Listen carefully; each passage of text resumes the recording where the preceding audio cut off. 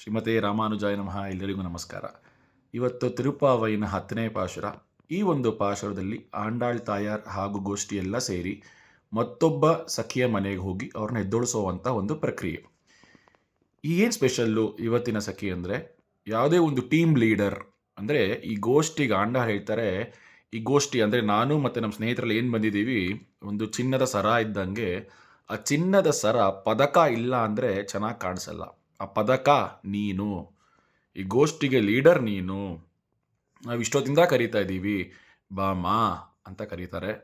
ಮತ್ತು ಇವ್ರು ಏನು ಸ್ಪೆಷಾಲಿಟಿ ಅಪ್ಪ ಅಂದರೆ, ಈ ಮನೆ ಏನು ಹೋಗಿದ್ದಾರೆ, ಕೃಷ್ಣನ ದೇವಸ್ಥಾನಕ್ಕೂ ಹಾಗೂ ಈ ಮನೆಗಿರುವುದು ಒಂದೇ ಒಂದು ಗೋಡೆ. ಸೇಮ್ ಅದೇ ಏನು ಅಂದ್ಕೊಂತೀವಿ ಈ ನೋಡೋ ಫ್ಲ್ಯಾಟ್ ಅಂತ ಏನಿದೆ, ಒಂದು ಗೋಡೆ ಈ ಕಡೆ ದೇವಸ್ಥಾನ, ಈ ಕಡೆ ಇವರ ಮನೆ.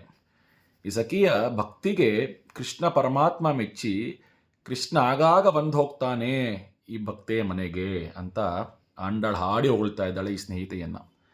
ಎರಡನೇದಾಗಿ ಹೇಗೆ ಹೇಳ್ತಾ ಇದ್ದಾರೆ, ಕೃಷ್ಣ ಇಲ್ಲಿ ಬಂದು ಹೋಗ್ತಾ ಇದ್ದಾನೆ, ಕೃಷ್ಣ ಇಲ್ಲೇ ಇದ್ದಾನಾ ಅನ್ನೋದನ್ನು ಹೇಗೆ ಹೇಳ್ತಾರೆ ಅಂದರೆ, ತುಳಸಿ ಸ್ಮೆಲ್ ಬರ್ತಾ ಇದೆ, ಶ್ರೀಗಂಧದ ಸ್ಮೆಲ್ ನಿಮ್ಮ ಮನೆಯಿಂದ ಬರ್ತಾ ಇದೆ, ನಾವಿಷ್ಟು ಕರಿತಾ ಇದ್ರೂ ನಂಗೆ ಆನ್ಸರ್ ಕೊಡ್ತಿಲ್ಲ ಅಂದರೆ ಶ್ರೀಕೃಷ್ಣ ಪರಮಾತ್ಮ ಒಳಗಡೆನೇ ಇದ್ದಾನೆ ಅನ್ನೋದನ್ನು ಆಂಡಾಳ್ ತಾಯಾರು ಹೇಳ್ತಾರೆ. ಯಾವಾಗ ತುಳಸಿ ಸ್ಮೆಲ್ ಬರ್ತಿದೆ, ಕೃಷ್ಣ ಇದ್ದಾನೆ ಅಂದ ತಕ್ಷಣವೇ ಒಳಗಡೆಯಿಂದ ಸೌಂಡ್ ಬರುತ್ತೆ, ಇಲ್ಲ ಇಲ್ಲ ಕೃಷ್ಣ ಇಲ್ಲಿಲ್ಲ, ಹಾಗಾದರೆ ಬಾ ನೀನು ನಮ್ಮ ಜೊತೆ ಹೋಗಿ ಕೃಷ್ಣನ ಸೇವೆ ಮಾಡೋಕ್ಕೆ ಹೋಗೋಣ ಅಂತ ಇವರು ಕರೀತಾರೆ. ಇದರಲ್ಲಿ ಎರಡು ಮುಖ್ಯವಾದಂಥದ್ದನ್ನು ನಾವು ಗಮನಿಸ್ಬೋದು. ಒಂದು ತುಳಸಿ ಹಾಗೂ ಗಂಧದ ಸ್ಮೆಲ್.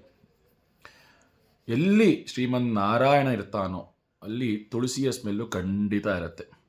ಇದನ್ನು ಒಂದು ತುಂಬ ಚೆನ್ನಾಗಿ ಒಂದು ರಾಮಾಯಣದಲ್ಲಿ ಹೇಳ್ತಾರೆ. ತಿರುಪಲ್ಲಾಣಿ ಅಂತ ಒಂದು ದಿವ್ಯ ದೇಶ ಅದು.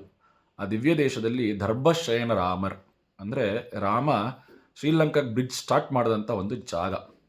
ಆ ಜಾಗಕ್ಕೆ ಹೋದಾಗ ಆ ಮರಳು ಈಗಲೂ ಕೂಡ ತುಳಸಿ ಸ್ಮೆಲ್ಲು ಅಂತ ಹೇಳ್ತಾರೆ.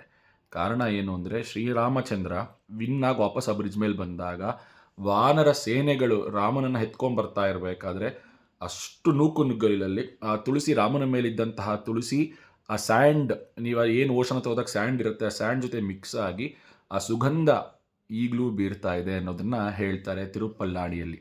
ತುಂಬ ಚೆನ್ನಾಗಿರುವಂಥ ದಿವ್ಯ ದೇಶ, ಖಂಡಿತ ಹೋಗಿ ನೋಡಬೇಕು. ದರ್ಭಶಯನ ರಾಮರ್, ದರ್ಬೆಯಲ್ಲಿ ಮೇಲೆ ಮಲಗಿರುವಂತಹ ಶ್ರೀರಾಮ, ಇದೊಂದು ಜಾಗದಲ್ಲಿ ತುಂಬ ವಿಶೇಷವಾಗಿ ನೋಡ್ಬೋದು ನಾವು. ಎರಡನೇದು ಕುಂಭಕರ್ಣನ ಒಂದು ಈ ಒಂದು ಪಾಶ್ವದಲ್ಲಿ ಸೇರಿಸ್ತಾರೆ. ಇದನ್ನು ತಿರುಕ್ಕುಳದ ಆಂಡವನ್ ತುಂಬ ಚೆನ್ನಾಗಿ ಹೇಳಿದ್ದಾರೆ. ತುಂಬ ಮಹಾನ್, ತುಂಬ ಅಣ್ಣನ ಸ್ವಾಮಿಗಳು ಏನು ಹೇಳ್ತಾರೆ ಅಂದರೆ, ರಾಮಾಯಣದಲ್ಲಿ ಕುಂಭಕರ್ಣ ಸಾಯಬೇಕಾದ್ರೆ ರಾಮನ್ ಕರೀತಾರಂತೆ, ರಾಮ ನನ್ನ ಆಸ್ತಿಯನ್ನು ವಿಲ್ ಮಾಡಬೇಕು ಬಾ ನೀನು ಅಂತ. ರಾಮನ್ ಯಾಕೆ ಹೇಳ್ತಾರೆ ಅಂದರೆ, Rama is well versed in law, so ನೀ ಬಾ ನೀನು, ನಾ ವಿಲ್ ಬರೀತೀನಿ ಅಂತ ಹೇಳಿದಾಗ, ಸರಿ ಏನು ಬರೀಬೇಕಪ್ಪ, ಏನಪ್ಪ ನಿನ್ನ ಆಸ್ತಿ ಅಂತ ರಾಮ ಕೇಳಿದ. ಕುಂಭಕರ್ಣ ಹೇಳ್ತಾರಂತೆ, ನನ್ನ ಆಸ್ತಿ ನಿದ್ದೆ. ಓ ಸರಿ, ಯಾರಿಗೆ ಬರೀಬೇಕು ವಿಲ್ಲು? 99% ಒಬ್ಬರಿಗೆ ಬರೀ, 1% ಒಬ್ಬರಿಗೆ ಬರೀ.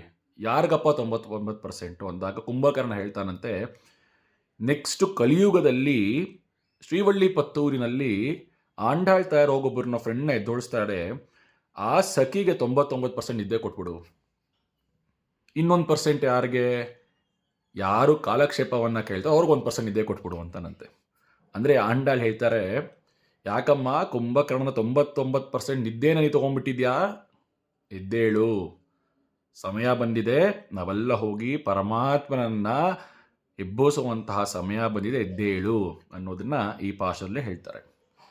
ಇಷ್ಟು ನೋಡ್ಕೊಂಡು ಇವತ್ತಿನ ನಾವು ಪೀಳಿಗೆ ಇದರಿಂದ ಏನು ಅರ್ಥ ಮಾಡ್ಕೊಬೇಕು ಅಂದರೆ, ಎರಡು, ಒಂದು ಶ್ರೀಕೃಷ್ಣನ ಅನುಭವ, ಹೇಗೆ ಆ ಪರಮಾತ್ಮ ನಾವು ಏನು ಅನ್ಕೊತೀವಿ, ನಮಗೇನು ಬೇಕು, ಸ್ವರ್ಗ ಅಲ್ಲವೇ ಅಲ್ಲ. ಸ್ವರ್ಗ is not A final eternity. ಸ್ವರ್ಗ ಅನ್ನೋದು ರೀಬರ್ತ್ ಬರೋವಂತಹ ಒಂದು ಜಾಗ.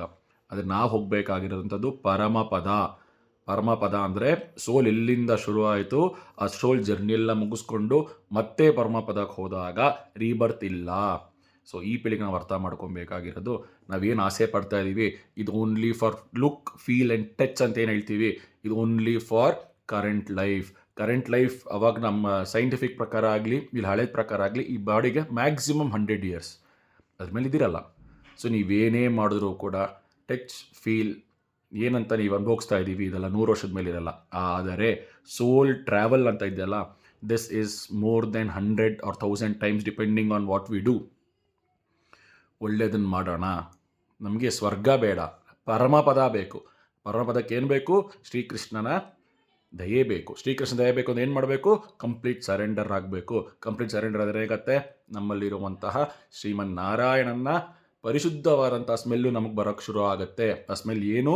ಅದೇ ರಾಮಾನುಜರು ಹೇಳಿದಂಥ ತತ್ವಗಳನ್ನ ನಾವು ಫಾಲೋ ಮಾಡ್ಕೊಂಡ್ಬಂದರೆ ಖಂಡಿತ ನಮಗೆ ಸಾಲ್ವೇಷನ್ ಅನ್ನೋದು ಸಿಗುತ್ತೆ ಅನ್ನೋದನ್ನು ಈ ಪಾಶದಲ್ಲಿ ಆಂಡಾಳ್ ತಾಯರ್ ಹೇಳ್ತಿದ್ದಾರೆ. ಸರ್ವೇ ಜನಾಃ ಸುಖಿನೋ ಭವಂತು, ಸನ್ಮಂಗಳಾನಿ ಭವಂತು. ಶ್ರೀಮತೆ ರಾಮಾನುಜಾಯ ನಮಃ.